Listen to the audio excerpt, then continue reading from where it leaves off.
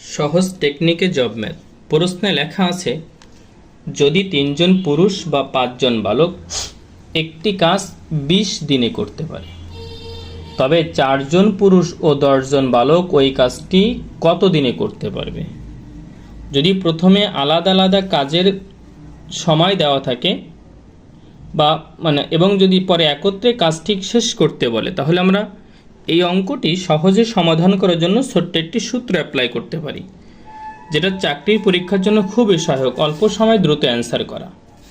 যেহেতু দিন চাইছে D2 সমান সমান P1, P1 বলতে বুঝি প্রথমে কতজন পুরুষ কাজ করছিল, 3 জন পুরুষ, এই 3 গুণ B1 মানে প্রথমে কতজন বালক কাজ করছিল, 5 জন। একটি কাজ কত দিনে D1 কত দিনে 20 দিনে কাজটি করে, ডিভাইডেড P1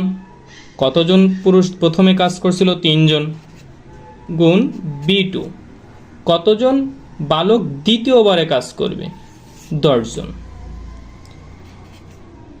সূত্রের এই প্লাস, এবার P2 মানে পুরুষ প্রথমবার দ্বিতীয়বার কতজন পুরুষ কাজ করছে, 4 জন, গুণ B1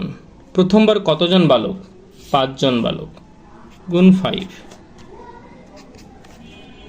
3 গুণ 5 গুণ 20 রেখে দিলাম উপরে, ডিভাইডেড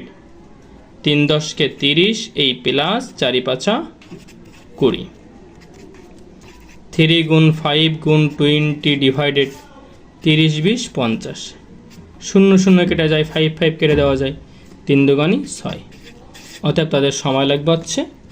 6 দিন। ঐকিক নিয়মে না করে যদি ছোট্ট সূত্রটি মাথায় রাখা যায়, খুবই কম সময় সহজে অঙ্কটি সমাধান করা যাবে ইনশাআল্লাহ।